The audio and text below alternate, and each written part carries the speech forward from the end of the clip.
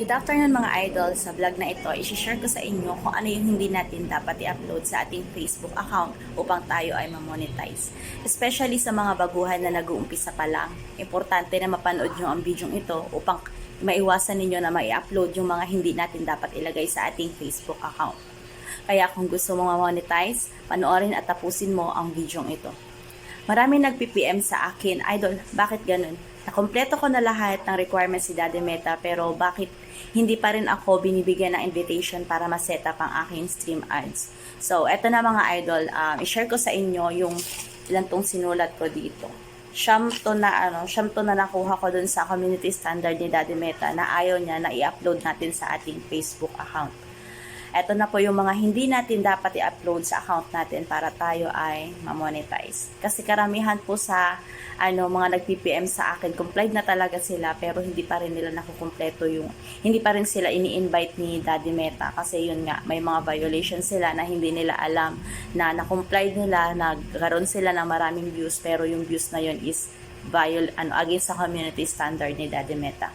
So, number 1 is static videos. Static videos mga idol is ito po yung picture na nilagyan po natin ng music na halimbawa picture ko, nilagyan ko siya ng music tapos i-upload ko siya sa Reels. Yan po yung isa po. Number 1 po ito. Number 1 ito na ayaw ni Daddy Meta na i-upload po natin sa ating Facebook account. Although hindi po lumalabas doon na nakabiolate natin yung community standard ni Daddy Meta, pero kung babasahin niyo po yung community standard is nandoon po ito. Then, number 2 is slideshows of images. Slideshow of images, ito po yung mga picture po natin from the word slideshow. Ito po yung mga pictures na pinagsama-sama po natin, na kinreate po natin as video, tapos i-upload po natin sa ating Reels. So, yun po.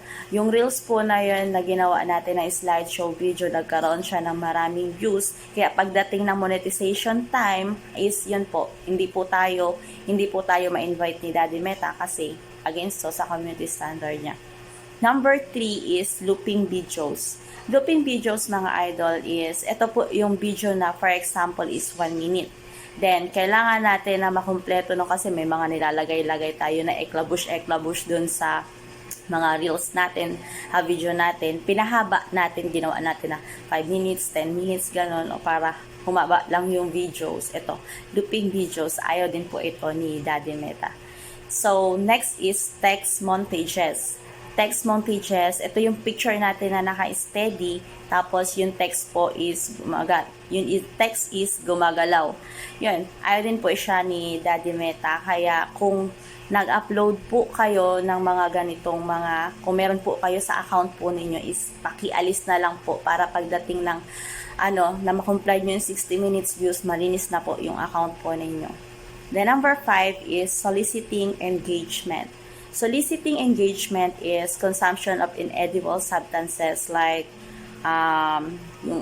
showing graphic content na for example is may nag-tag sa inyo ng mga videos na hindi naman talaga dapat nandoon sa account natin. Kaya kung ako sa inyo, iset nyo rin yung account nyo sa yung review tags management para pag may nag-tag sa inyo, hindi siya automatically na mag-a-appear sa wall nyo.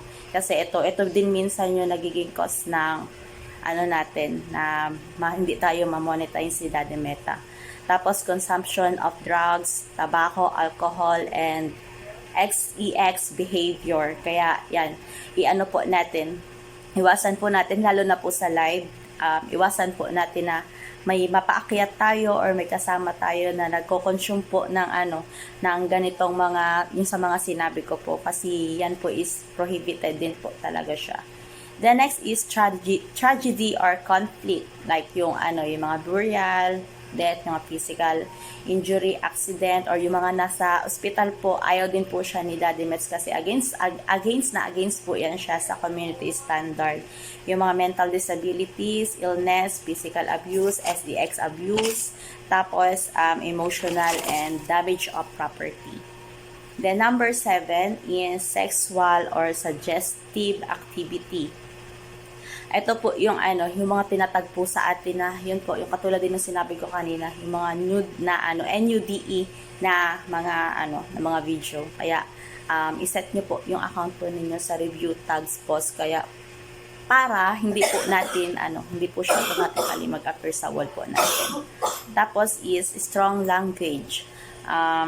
Strong language is yung profanity. Kaya pag magla-live tayo, hindi po yan maiiwasan na may makulit po na biglang dadaan na magko-comment ng mga profanity words. Kaya kung magla-live kayo, iset nyo po yung account po ninyo na may settings po doon sa live, sa comment, tapos profanity filter, tapos ilagay nyo po is strong, para kahit mag-comment po siya doon, automatic mag-hide po yung comment po niya.